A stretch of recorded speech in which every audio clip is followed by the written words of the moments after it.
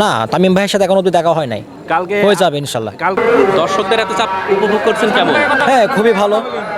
ভালো লাগছে? হ্যাঁ, খুবই ভালো লাগছে। যেহেতু ভালোবাসা, সবাই ভালোবাসার মানুষ আমার, সো এনজয় করছি সবগুলো মিলাই।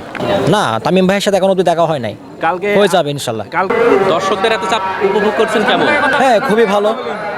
ভালো লাগছে? হ্যাঁ, খুবই ভালো লাগছে। যেহেতু ভালোবাসা, সবাই ভালোবাসার মানুষ আমার, সো এনজয় করছি সবগুলো মিলাই।